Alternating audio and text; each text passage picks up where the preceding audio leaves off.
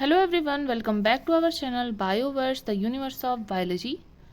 और आज हम पढ़ने वाले हैं प्रोटोजोआ, उसके जनरल कैरेक्टरिस्टिक्स क्या क्या हैं और उसकी क्लासिफिकेशन हम देखेंगे। कहाँ तक देखेंगे क्लासिफिकेशन? क्लास तक, ठीक है, क्योंकि यही आपके एमएससी जूलॉजी का सिलेबस है।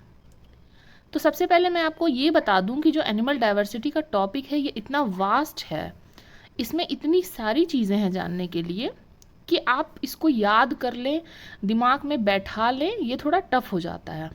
लेकिन फिर भी कुछ कुछ चीज़ें ऐसी हैं जो बेसिक्स में आती हैं, जो कि आपको पता होना ही चाहिए, ठीक है। तो इससे पहले के जो लेक्चर्स पढ़े हैं इस प्लेलिस्ट में आप देख सकते हैं, वहाँ पे मैंने कई चीज़ें बताई हैं, जैसे कि लोकोमोशन के बेस पे मेटामेरिज्म क्या होता है, ठीक है, इस तरीके से, और बॉडी सीलोम कैसे वर्क करता है क्लासिफिकेशन में, किस चीज़ के बेसिस पे क्लासिफिकेशन हुआ है, इसके बारे में मैंने आप लोगों को बताया है शुरू के 4 लेक्चर्स में। और अब हम इस लेक्चर से एनिमल डाइवर्सिटी स्टार्ट करते हैं। तो चलिए, प्रोटोजोआ से हम पहले जानेंगे कि प्रोटोजोआ जो है वो क्या है, कैसे किसी एनिमल को आप जानेंगे कि ये प्रोटोजोआ है। देखिए, बहुत सारी ऐसे कैरेक्टरिस्टिक्स होते हैं जो कि पूरे के पूरे एनिमल किंगडम में प्रेजेंट है, लेकिन हर एक किंगडम में, हर एक क्लास में, हर एक फैमिली में कुछ एक ऐसी कैरेक्टरिस्टिक बात है जो कि उसको बाकियों से अलग बनाती है, ठीक है। तो आपको उस बात पे फोकस करना है, वो है उसका की कैरेक्टरिस्टिक फीचर, मतलब जो उसको बाकियों से भिन्न बनाता है, अलग बनाता है। जैसे अगर मैं आपसे पूछूं कि सीलेंट्रेटा क्या है, सीलेंट्रेटा को कैसे पहचानेंगे, तो जो वो एक चीज़ आप बताएंगे कि हाँ सीलेंट्रेटा है, तो उसमें डिवीजन ऑफ लेबर पाया जाएगा। कुछ एक कैरेक्टरिस्टिक फीचर्स आप बताएंगे कि इस ऑर्गेनिज्म में ये पाया जाता है, या जो है वो सिर्फ उसी ऑर्गेनिज्म में पाया जाता है, तभी आप उसको कैरेक्टरिस्टिक फीचर कह सकते हैं। तो आपको फोकस उसी पे करना है, क्योंकि मान लीजिए अगर आप ये कैरेक्टरिस्टिक बताते हैं कि जो है उसकी बॉडी लेयर होंगी, तो बॉडी लेयर, जर्म लेयर तो सब में प्रेजेंट है, लेकिन कुछ ऐसा अलग अनोखा चीज़ उसके अंदर होगा ना, जिसकी वजह से उसको अलग रखा गया है, अलग क्लास उसके लिए बनाना पड़ा, ठीक है। तो अब चलिए प्रोटोजोआ से स्टार्ट करते हैं, ठीक है। सबसे पहले प्रोटोजोआ देखते हैं। प्रोटोजोआ हमारा पहला और सबसे सिंपल जो है एनिमल में मतलब आता है। वैसे तो प्रोटोजोआ को आप जो है एनिमल किंगडम में नहीं पढ़ते हैं, लेकिन प्रोटोजोआ में कुछ ऐसे कैरेक्टरिस्टिक्स हैं जो एनिमल के जैसे हैं, इसलिए हम प्रोटोजोआ को भी इसी में पढ़ते हैं, ठीक है। 50,000 स्पीशीज होती हैं प्रोटोजोआ के अंदर। ये फर्स्ट एनिमल्स कहे जाते हैं। किंगडम कौन सा है इनका? प्रोटिस्टा किंगडम में आते हैं, क्योंकि ये पूरे तरह से एनिमल के कैरेक्टरिस्टिक पे खरे नहीं उतरते हैं, इसलिए ये प्रोटिस्टा में है। अब प्रोटिस्टा में क्या होते हैं? यूनिसेलुलर ऑर्गेनिजम्स, ठीक है, यूनिसेलुलर ऑर्गेनिज्म, जिनके एक ही सेल में पूरी की पूरी उनकी स्ट्रक्चर्स होते हैं। तो ये बात ध्यान में रखिएगा, ये यूनिसेलुलर यूकैरियोट्स हैं, ठीक है। अब चलिए देखते हैं कुछ बातें जो इनको अलग बनाती हैं। क्या है वो? पहली बात तो ये माइक्रोस्कोपिक है, मतलब बहुत ही छोटे हैं, प्रिमिटिव हैं, मतलब कि इनके जो काम करने का तरीका है, जो इनके फंक्शंस हैं, जो इनके सेलुलर फंक्शंस हैं, मेटाबॉलिक फंक्शंस है, वो बहुत प्रिमिटिव है, मतलब वेल डेवलप्ड नहीं है, ठीक है। यूनी और ए सेलुलर यूकैरियोट्स होते हैं। अब देखिए, आपको जिस जिस चीज़ों पे ध्यान देना है, जो जो चीज़ें आपको याद रखनी है, वो मैंने अलग से लिखा हुआ है। तो फ्री लिविंग कौन से प्रोटोजोआ हैं? फ्री लिविंग कौन से हैं? अमीबा है फ्री लिविंग, वॉलवॉक्स है फ्री लिविंग, यूग्लिना है, पैरामीशियम है। ये एग्जाम्पल है, ऐसा नहीं है कि बस यही 4 फ्री लिविंग हैं, लेकिन ये फ्री लिविंग प्रोटोजोआ के एग्जाम्पल्स हैं मेजर, जो कि अक्सर पूछे जाते हैं। अब पैरासिटिक कौन से हैं? तो पैरासिटिक में है Entamoeba, Trypanosoma, Giardia, Trichomonas, Leishmania, Plasmodium और बैलेंटिडियम। ये सब पैरासिटिक हैं, और ये सब क्या करते हैं? कोई ना कोई डिजीज कॉज करते हैं अपने होस्ट में, ठीक है। और कॉलोनियल कौन से हैं? ऐसे कौन से सेल्स हैं जो कॉलोनी फॉर्म करते हैं? तो वॉलवॉक्स हो गया और प्रोटोस्पॉन्जिया, ये दोनों ऐसे प्रोटिस्टा हैं जो कि कॉलोनी फॉर्म करते हैं। अब देखते हैं कि न्यूट्रिशन किस किस प्रकार का होता है प्रोटोजोआ में। तो न्यूट्रिशन हमारा होलोजोइक होता है, होलोफिटिक होता है, पेनोसाइटोसिस के द्वारा होता है, और सेप्रोजोइक होता है। 4 तरह का न्यूट्रिशन मेनली प्रोटोजोआ में पाया जाता है। होलोजोइक न्यूट्रिशन क्या है? जहाँ पर ऑर्गेनिज्म क्या करता है, प्लांट और एनिमल दोनों को इंजेस्ट करता है, मतलब कि ये हमारा सेलुलर ऑर्गेनिज्म है, ये कोई प्लांट स्पीशीज है, एनिमल स्पीशीज है, कुछ भी है, उसको इंजेस्ट करके जो है एनर्जी कंज्यूम करता है। तो उसको एग्जाम्पल में क्या है उसका, अमीबा। तो होलोजोइक न्यूट्रिशन है अमीबा में। अब होलोफिटिक देखिए, होलोफिटिक ऐसे प्रोटिस्टा होते हैं जो कि सिंथेसाइज करते हैं अपना फूड। अब बताइए फूड भी सिंथेसाइज कर रहे हैं, तो एग्जाम्पल कौन सा है, यूग्लिना। पाइनोसाइटोसिस के द्वारा इंजेक्शन ऑफ लिक्विड फूड, जब ये लिक्विड फूड का इंजेक्शन करते हैं तो इसे कहते हैं पिनोसाइटोसिस, जो कि एग्जाम्पल किसका है, अमीबा है उसका एग्जाम्पल। सेप्रोजोइक क्या है, जब ऑस्मोसिस से किसी डेड मैटर का जो है न्यूट्रिशन ये एब्जॉर्ब करते हैं या फूड एब्जॉर्ब करते हैं, तब उसको क्या कहते हैं, सेप्रोजोइक।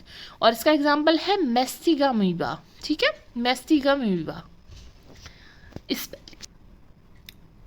अब उसके बाद में देखिए स्पेलिंग्स कभी कभी कुछ कहीं रॉन्ग हो सकती हैं, ए की जगह ई लग सकता है, ई की जगह ए लग सकता है, तो उस पर आप लोग भी क्रॉस वेरीफाई करते रहा करिए, ठीक है। अभी तक तो मुझे कुछ ऐसा नहीं दिखा, लेकिन अगर दिखता है आप लोगों को तो प्लीज़ कमेंट करिए, या आप लोग उसको खुद से भी करेक्ट कर सकते हैं। कमेंट करने से क्या होगा, किसी और भी स्टूडेंट का जो है ध्यान उस पर जाएगा, क्या पता आप इतने ऑब्जर्वेंट हो वो ना हो, ठीक है। तो देखते हैं अब ऑस्मो रेगुलेशन कैसे होता है, कॉन्ट्रैक्टाइल वैक्यूल के द्वारा। ये इंपॉर्टेंट क्वेश्चन है, यहाँ से क्वेश्चन अराइज करता है कि जो है कॉन्ट्रैक्टाइल वैक्यूल का फंक्शन क्या है। कॉन्ट्रैक्टाइल वैक्यूल का फंक्शन क्या है, ऑस्मो रेगुलेशन। और वो भी कॉन्ट्रैक्टाइल वैक्यूल कब पाया जाता है, सिर्फ फ्री फॉर्म्स में, मतलब कि फ्री फॉर्म्स में ही पाया जाता है कॉन्ट्रैक्टाइल वैक्यूल। अगर कोई ऑर्गेनिज्म है वो जब फ्री फॉर्म में है तो उसी ऑर्गेनिज्म के अंदर कॉन्ट्रैक्टाइल वैक्यूल पाया जाएगा, लेकिन अगर वो पैरासिटिक फॉर्म में है तो सेम ऑर्गेनिज्म के अंदर नहीं पाया जाएगा, ठीक है। गैस एक्सचेंज और एक्सक्रीशन कहाँ से होता है, बॉडी सरफेस से होता है, डिफ्यूजन के द्वारा, ठीक है। और इनका जो एक्सक्रीटरी प्रोडक्ट है वो क्या है, अमोनिया। यहाँ पे मैंने एकदम की पॉइंट रखा हुआ है, जो कि जहाँ से एकदम क्वेश्चन आपको आ जाएगा, ठीक है। क्योंकि एमएससी में जितना मैंने ऑब्जर्व किया है अक्सर ऑब्जेक्टिव क्वेश्चंस बहुत आते हैं, आपका जो इन बिटवीन सेमेस्टर के टेस्ट होते हैं वहाँ पे अक्सर ऑब्जेक्टिव क्वेश्चंस आते हैं, तो इसलिए इस तरीके का यहाँ पर नोट्स आपके काम आ सकता है। अब देखिए शेल्ड प्रोटिस्टा कौन से हैं जिनके ऊपर शेल पाई जाती है, फोरामिनीफेरेंस, आर्सेला और एफिडियम, ठीक है। और ये फोरामिनीफेरस जो है ये पेट्रोलियम से रिलेटेड है। इंटरनल स्केलेटन कैसा है, रेडियोलेरियंस के जैसा। बायोल्यूमिनेसेंट कौन सा है, नॉक्टिलुका, ठीक है। रेडियोलेरियंस जो है ये ऐसे प्रोटिस्टा है जिनमें इंटरनल स्केलेटन पाया जाता है। नॉक्टिलुका ऐसे प्रोटिस्टा हैं जो बायोल्यूमिनेसेंट होते हैं। जहाँ भी आपको अंडरलाइन दिख रहा है ये सब स्पीशीज के नाम है, ठीक है, जीनस के, सॉरी स्पीशीज के नहीं, जीनस के नाम है। नेक्स्ट देखते हैं, इनमें एसेक्सुअल रिप्रोडक्शन पाया जाता है। तो एसेक्सुअल रिप्रोडक्शन भी बहुत तरीके का पाया जाता है, जैसे बाइनरी फ्यूजन के द्वारा होता है, प्लाज्मोटोमी के द्वारा होता है, बडिंग के द्वारा होता है और प्लाज्मोगैमी के द्वारा होता है। अब देखते हैं बाइनरी फ्यूजन कहाँ कहाँ पाया जाता है। सबसे सिंपल टाइप का बाइनरी फ्यूजन पाया जाता है अमीबा में। ट्रांसवर्स टाइप का बाइनरी फ्यूजन पाया जाता है पैरामीशियम में। लॉन्गिट्यूडनल बाइनरी फ्यूजन पाया जाता है ट्रिपेनोसोमा में। और मल्टीपल बाइनरी फ्यूजन पाया जाता है प्लाज्मोडियम में। क्योंकि हम यहाँ पर प्रोटिस्टा का ओवरव्यू पढ़ रहे हैं इसलिए मैं ये सारी चीज़ें आपको बहुत डिटेल में नहीं बता रही हूँ कि बाइनरी फ्यूजन क्या होता है, सिंपल, ट्रांसवर्स, लॉन्गिट्यूडनल, मल्टीपल, ये कैसा बाइनरी फ्यूजन होता है। अगर आपको इस पर भी एक डिटेल वीडियो चाहिए तो आप नीचे कॉमेंट सेक्शन में मुझे बताइए। प्लाज्मोटोमी किस में पाया जाता है, पिलोमाइक्सा में और ओपिलिनेट्स में। तो यहाँ पर मल्टी न्यूक्लिएट डिवीजन होता है, ठीक है। बडिंग क्या है, वर्टिसेला में पाई जाती है। प्लाज्मोगैमी किसमें, राइजोपॉड्स में पाया जाता है, ठीक है। तो ये हो गया means of asexual reproduction in protista, sorry protozoa ना। अब सेक्सुअल रिप्रोडक्शन बताइए, सेक्सुअल रिप्रोडक्शन किस तरह के होते हैं। यहाँ पे बहुत सारे तरीके के सेक्सुअल रिप्रोडक्शन पाए जाते हैं। सबसे पहला टाइप क्या है, सिनगैमी। सिनगैमी में क्या है, complete fusion of two sex cells forms zygote, ठीक है। दो सेक्स सेल्स होते हैं जो कि मिला के जाइगोट करते हैं, जाइगोट बनाते हैं। उसी को जाइगोट को हम क्या कहते हैं, सिन कैरियन कहते हैं। सिन मतलब मिलन, जुड़ा हुआ, ठीक है, और किसका, न्यूक्लियस का। अब देखिए सिनगैमी के भी टाइप्स हैं, तो सिनगैमी के टाइप्स देख लेते हैं। होलो है, आइसो है, एन आइसो है और ऑटो है। मतलब होलोगैमी है, आइसोगैमी है, एन आइसोगैमी है और ऑटोगैमी है। नाम से समझने की कोशिश करते हैं। होलोगैमी कब होगा? जब सारा ऑर्गेनिज्म, जो पूरा का पूरा ऑर्गेनिज्म है वो ही फ्यूज हो जाएगा, इसमें गैमेट की जरूरत नहीं पड़ेगी। इसका एग्जाम्पल क्या है? कॉप्रोमोनास, कॉप्रोमोनास। आइसोगैमी कब होगी? जब गैमेट्स एक जैसे होंगे, सिमिलर होंगे साइज में, तो उसे आइसोगैमी कहेंगे, जिसका एग्जाम्पल है मोनोसिस्टिस और क्लैमाइडोमोनास। एनाइसोगैमी कब होगी? जब गैमेट्स की जो साइज है वो डिफर करेगी, तो इसका एग्जाम्पल है प्लाज्मोडियम और वॉल्वॉक्स। ऑटोगैमी कब होगी? जब एक ही पेरेंट से दो गैमेट डराइव होंगे और वही दोनों फ्यूजन करके जाइगोट बना लेंगे, तब उसको क्या कहा जाएगा? ऑटोगैमी, क्योंकि खुद से ही गैमेट्स जो है बना रहा है और खुद ही वही गैमेट फ्यूज कर रहा है। इसका एग्जाम्पल है एक्टिनोफ्राइज। ठीक है, अब देखिए एफिमेक्सिस कंजुगेशन किस में पाया जाता है? तो ये बहुत ही स्पेशल टाइप का रिप्रोडक्शन सिस्टम है जो कि बहुत ही पूछा जाता है प्रोटोजोआ में। ये पाया जाता है पैरामीशियम में। इस पे एक अलग से भी लेक्चर हो सकेगा तो मैं अवेलेबल करवाऊंगी, कंजुगेशन इन पैरामीशियम पे। ठीक है, फिर है पार्थिनोजेनेसिस। पार्थिनोजेनेसिस किस में है? जब सिनगैमी नहीं होती है फिर भी एक नया ऑर्गेनिज्म जो है अकर करता है, तो ये पाया जाता है क्लामाइडोमोनास में और पॉलीटोमा में। ठीक है, रीजनरेशन इसमें पैरासाइट्स में पाया जाता है। ठीक है, नेक्स्ट देखिए, अब आगे हम क्लासिफिकेशन पे। पहले हमने कुछ बातें पढ़ी जो कि उसकी कैरेक्टरिस्टिक फीचर्स थी, अब हम देखते हैं क्लासिफिकेशन। पहले देखते हैं लोकोमोशन के बेसिस पे हम क्लासिफिकेशन। सबसे पहला क्लास कौन सा है? राइजोपोडा या फिर सार्कोडीना, जिसमें क्या पाया जाता है? सीडोपोडिया। मतलब इस क्लास को अलग करने का रीजन क्या था? सीडोपोडिया का प्रेजेंट होना। बॉडी शेप जो है वो चेंजेबल है और सीडोपोडिया का भी यहाँ पे टाइप है। सीडोपोडिया के 4 टाइप हैं, लोबोपोडिया, फिलोपोडिया, रेटिकुलोपोडिया और एक्सोपोडिया। सीडोपोडिया क्यों कहा गया? क्योंकि वो असली में पैर या हाथ नहीं है, कोई पोडियम नहीं है, लेकिन वो एक हाथ या पैर होने का छलावा देता है। क्योंकि देखिए अमीबा ऐसे होता है, होना तो उसको ऐसे चाहिए, लेकिन अपने शेप को तोड़ मरोड़ के यहाँ पर पोडियम जैसा स्ट्रक्चर ये बना लेता है, लेकिन जबकि ये सच में पिडल्स नहीं है, मतलब पैर नहीं है। अब लोबोपोडिया में जो सीडोपोडिया होगा वो लोब लाइक होगा, जैसे कि अमीबा में होता है। फिलोपोडिया में फिलामेंट लाइक होगा, जैसे कि यूग्लिफा में होता है। रेटिकुलोपोडिया में ब्रांच्ड होगा और फिलामेंट से इंटरकनेक्टेड होगा, तो ये पाया जाता है ग्लोबिगेरिना में। और एक्सोपोडिया में क्या होता है? स्ट्रेट होता है, बॉडी सरफेस से रेडिएट होता है और एक्टिनोफ्रायस में पाया जाता है। ठीक है, मेस्टिगोफोरा ये है हमारा सेकेंड क्लास, जहाँ पर क्या पाया जाएगा? कैरेक्टरिस्टिक फीचर पे ध्यान दीजिए, फ्लैजलेटा। फ्लैजलेटा लिखा हुआ है, यहाँ पे फ्लैजला पाया जाता है। तो जिसमें हमारा सीरोपोडिया पाया जाएगा वो अपने मन से किस क्लास में चला गया? पहले वाले क्लास में राइजोपोडिया में चला गया। ठीक है, जिसमें फ्लैजला पाया गया वो मेस्टिगोफोरा में चला गया। तो ये समझ रहे हैं आप कि क्या हमें कैरेक्टरिस्टिक फीचर देखना है और उसी से हम उसे किसी क्लास में डाल रहे हैं। मेस्टिगोफोरा में देखिए यूग्लिना है, ट्रिपेनोसोमा है, लेशमैनिया है, जियार्डिया है, ट्राइकोमोनास है, ट्राइकोनिम्फा है, नॉक्टिलुका है, प्रोटोरस्पोंजिया है, ये सब में फ्लैजला पाया जाता है। अब इसके आगे मैंने लिख दिया है कुछ ऐसा जो इस ऑर्गेनिज्म के बारे में इम्पॉर्टेंट है, जिससे आप लोग उसको थोड़ा पहचाने, थोड़ा उसके बारे में कोई खास बात जाने। ठीक है, तो यूग्लिना में क्या है? यूग्लिना है connecting link between plant and animal. Trypanosoma की क्या खास बात है? ये पैरासाइट है जो कि स्लीपिंग सिकनेस कॉज करता है।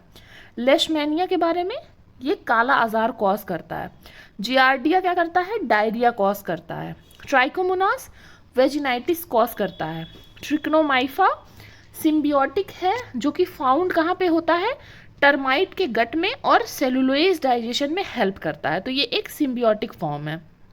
नॉक्टिलुका क्या है? फ्री लिविंग मरीन ऑर्गेनिज्म है। और प्रोटेरोस्पोंजिया क्या है?